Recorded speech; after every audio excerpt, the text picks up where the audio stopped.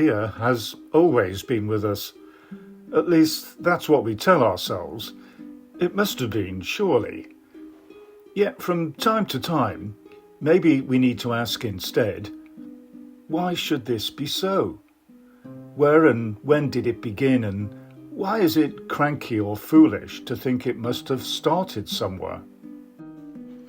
After all, we can't assume that people just like us were always just like us. We can't know if the workings of the human machine have always been the same, or assume that fear has always been around and is the right call to make.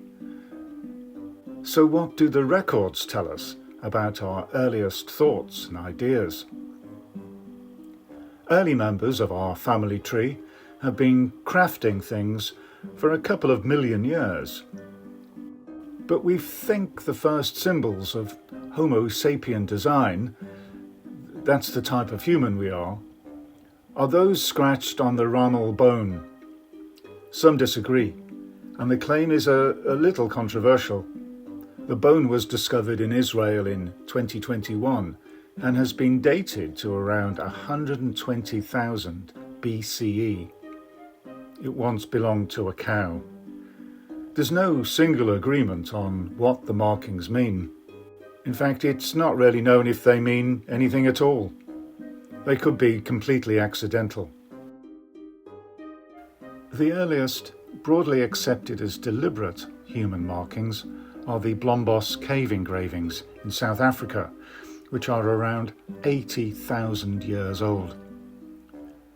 These were made on small, flat, ochre stones and could be representative symbols of some sort. There's no indication that the marks express specific emotional intent, but the demands of spiritual belief are often the go-to explanation in these sorts of instances, and these give us license to believe almost anything we want. However, some archaeologists think the markings represent a tally of some sort, a way of keeping score. This is quite an important claim, as it places fear of poor accountancy as amongst the first evidenced in humanity. More sophisticated records of human activity can be found in the cave paintings discovered at Altamira in Spain, the Sierra da Capivara in Brazil, and Lascaux in France. These are startling, and if you get a chance to see them, take it. They date from upwards of 20,000 years ago and show bold and detailed accounts of human activity, the hunt, its targets, and its victims. These conjure something about fear and anxiety, but this can't be known for sure. For some, the place of fear is obvious here. For others, the images are only instructions or remnants of a forgotten ritual, so fear must not be so casually claimed or imposed. Yet, for most, the portrayal of animals or human-like figures in distress must indicate at least some understanding of fear, and that this was sufficiently important to warrant recognition in hallowed places. It follows that an awareness of fear, or an improved insight into its nature, was achieved by early humans with the help of altered states. The process for this can only be imagined, but this may have included trance-inducing rituals or the eating of narcotic foods. Once the state was achieved, a capacity to distinguish fear more precisely from other emotions, or to explore its unique sensations more readily, may have become possible for the first time. There's been much research into the cultural beliefs of the Neolithic peoples who lived around or used the Stonehenge near Salisbury, England. Some believe the site was used for rituals related to the cycles of the natural world, and therefore a fear of this and its unpredictability must have played a role in its construction and use. However, alternative and more complex strategies for the development of Stonehenge have been put forward by contemporary scholars. These argue that the purpose of the henge was related to ancestor worship, ceremonial burials, and healing rituals, as well as to the rhythms of life. Fear or anxiety about death or the afterlife may well have been a motivating rationale here, but the sense of this must remain mostly conjecture rather than objective or simply plain from the evidence, because it usually isn't. The ancient dwellings unearthed across the Orkney Islands in northern Scotland also offer exciting and revealing insights into the lives of our ancestors, some dating back perhaps 5,000 years or even more. The most renowned of these archaeological gems is probably Skara Brae, an extensive and well-preserved settlement. But there are new, even larger and equally important discoveries taking place at several sites in and around Stromness.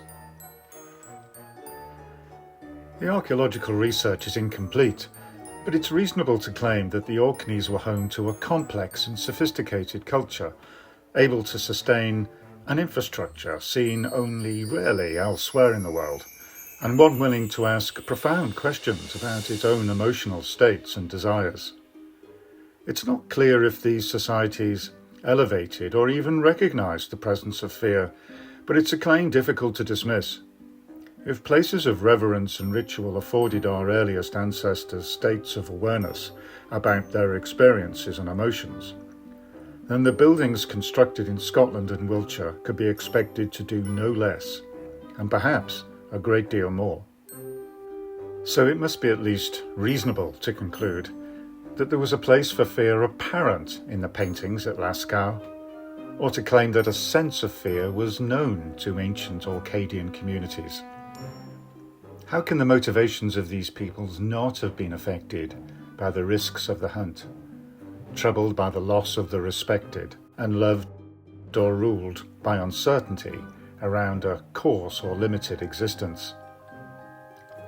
Life mattered to people, and was something to be enjoyed, acknowledged, or be thankful for. It mattered enough for its loss to require constructions of complex design and the use of rare and difficult technologies. If the presence of life had become so revered, then the absence of it must also have been contemplated with dread. What we can know or discern about the ancient must of course be directed by the evidence, and it's proper that this is shaped by caution and clarity and not just imagination or flamboyant conjecture. But for this evidence to have meaning, it must be shaped too by our own experiences and a modern sense of empathy, compassion and motivation. Using these contemporary reasonings, it's not difficult to see from the evidence available to us about early humanity that fear was at work. I hope you've enjoyed this video. If you have, think about offering a like or a share, even subscribe. It's free. Were we always afraid? Or was there a point when we learned to separate it from other emotions like anger or lust? Let me know what you think. In the meantime, remember too that even though we may be very similar to our Neolithic ancestors, we have at least learned that the only thing we really need to fear is ignorance.